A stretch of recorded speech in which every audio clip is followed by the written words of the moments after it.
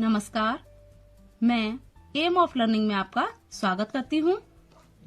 आज हम बात करेंगे जयशंकर प्रसाद के जीवन परिचय के बारे में, जो कि 9th, 10th, 11th, 12th सभी क्लासेस के लिए बहुत महत्वपूर्ण है। तो वीडियो के साथ आप अंत तक बने रहिए और जिसने भी मेरे चैनल को अभी तक सब्सक्राइब नहीं किया है वह सब्सक्राइब कर ले, जिससे कि आने वाले वीडियो का अपडेट आपको तुरंत के तुरंत मिल जाए। तो फिर शुरू करते हैं। सबसे पहले हम जयशंकर प्रसाद के संक्षिप्त परिचय के बारे में पढ़ेंगे। नाम जयशंकर प्रसाद, जन्म 1889 ईस्वी यानी कि 1889 ईस्वी, जन्म स्थान काशी, पिता का नाम श्री देवी प्रसाद साहू, शिक्षा कक्षा 8वीं तक, भाषा का ज्ञान स्वाध्याय द्वारा अंग्रेजी, हिंदी, बांग्ला, संस्कृत आदि। व्यवसाय इनका पैतृक व्यवसाय जो था वही इन्होंने आगे अपनाया। लेखन विधाएं कहानी, उपन्यास, नाटक, आलोचना तथा कविता आदि। पुरस्कार मंगला प्रसाद पारितोषिक, जो कि हिंदी साहित्य सम्मेलन द्वारा प्रदान किया गया था। भाषा शुद्ध साहित्यिक खड़ी बोली। शैली काव्यात्मक, मृत्यु 1937 ईस्वी में। साहित्य में स्थान छायावाद के प्रवर्तक, आधुनिक काव्य के सर्वश्रेष्ठ कवि के रूप में प्रसाद जी का हिंदी साहित्य में विशिष्ट स्थान है। अब हम थोड़ा सा डिटेल में प्रसाद जी के बारे में जानेंगे। जयशंकर प्रसाद 1889 ईस्वी से 1937 ईस्वी तक जीवन परिचय। छायावाद के प्रवर्तक एवं कवि, श्रेष्ठ छायावादी कवि श्री जयशंकर प्रसाद का जन्म 1889 ईस्वी में काशी के एक संपन्न वैश्य परिवार में हुआ था। इनके पिता श्री देवी प्रसाद तंबाकू के प्रसिद्ध व्यापारी थे। बाल्यकाल में ही इनके पिता और बड़े भाई का आकस्मिक निधन होने से अल्पावस्था में ही लाड़ प्यार से पले प्रसाद जी को घर का सारा भार वहन करना पड़ा। उन्होंने स्कूली शिक्षा को छोड़ करके घर पर ही अंग्रेजी, हिंदी, बांग्ला तथा संस्कृत भाषाओं का ज्ञान प्राप्त किया था। अपने पैतृक कार्य को करते हुए इन्होंने अपने भीतर काव्य प्रेरणा को जीवित रखा। इनका मन अवसर पाते ही भाव जगत के पुष्प चुनने लगता था, जिन्हें वे दुकान के बही खातों के पन्नों में संजो दिया करते थे। प्रसाद जी बहुमुखी प्रतिभा के धनी और शिव के उपासक थे।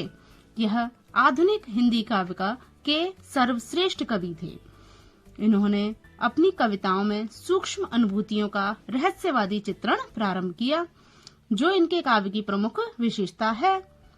इनके इस नवीन प्रयोग ने काव्य जगत में एक क्रांति उत्पन्न कर दी थी और एक नए युग का प्रारंभ हुआ। हिंदी साहित्य के इतिहास में यह युग छायावाद के नाम से जाना जाता है। यहाँ थोड़ी मिस्टेक हो गई है, इसको आप मत ध्यान दीजिएगा, ठीक है। हिंदी साहित्य के इतिहास में यह युग छायावाद के नाम से जाना जाता है। प्रेम और सौंदर्य इनके काव्य के प्रमुख विषय रहे हैं। इन्होंने काव्य सृजन के साथ ही हंस और इंदु नामक पत्रिकाओं का प्रकाशन भी कराया।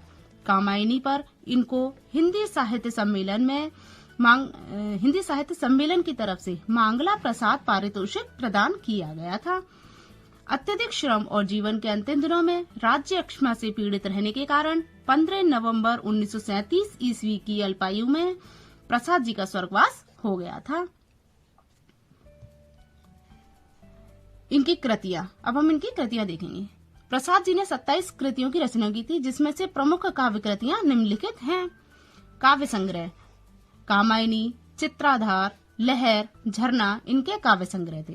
नाटक चंद्रगुप्त, स्कंदगुप्त, विशाख, जन्मेजय का नागयज्ञ, कामना, ध्रुव स्वामिनी, राजश्री, कल्याणी, अजात शत्रु, एक घूंट, प्रायश्चित आदि नाटकों की रचना कर यह हिंदी साहित्य में सर्वश्रेष्ठ नाटककार बन गए थे। उपन्यास कंकाल, तितली, ईरावती, तीन उपन्यासों की इन्होंने रचना की थी, जिसमें से ईरावती इनका अपूर्ण था, यानी कि अधूरा था, जिसको ये पूरा नहीं कर पाए थे। कहानी संग्रह प्रतिध्वनि, छाया, आकाशदीप, आंधी, इंद्रजाल आदि। निबंध काव्य और कला इनका एकमात्र निबंध था। भाषा और शैली। प्रसाद जी की भाषा शुद्ध, संस्कृतनिष्ठ, साहित्यिक, परिष्कृत और परिमार्जित खड़ी बोली है। व्यंजना और लक्षणा शब्द शक्तियों के माध्यम से इन्होंने सूक्ष्म भावों को व्यक्त किया है। सुगठित शब्द योजना इनके काव्य की विशेषता है। इनका वाक्य विन्यास और शब्द चयन साहित्य में अद्वितीय है। हिंदी साहित्य में स्थान। जयशंकर प्रसाद जी विराट और विलक्षण प्रतिभा वाले व्यक्तित्व के स्वामी थे। इन्होंने हिंदी साहित्य में जिस विधा में भी अपनी लेखनी चलाई, उसी विधा में इन्हें अपार ख्याति प्राप्त हुई थी। इनकी कृतियां हिंदी साहित्य के अमूल्य रत्न हैं। इनका हिंदी साहित्य के ऐतिहासिक विकास में महत्वपूर्ण स्थान है।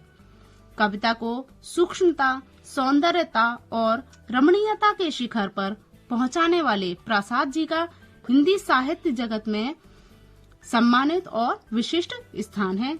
यहाँ पर आपका जयशंकर प्रसाद जी का पूरा जीवन परिचय समाप्त हो जाता है। आप इस जीवन परिचय को अच्छे से याद कर लीजिएगा। यह 9th क्लास में तो इम्पोर्टेंट है ही, साथ 10th क्लास के बोर्ड में आता ही आता है।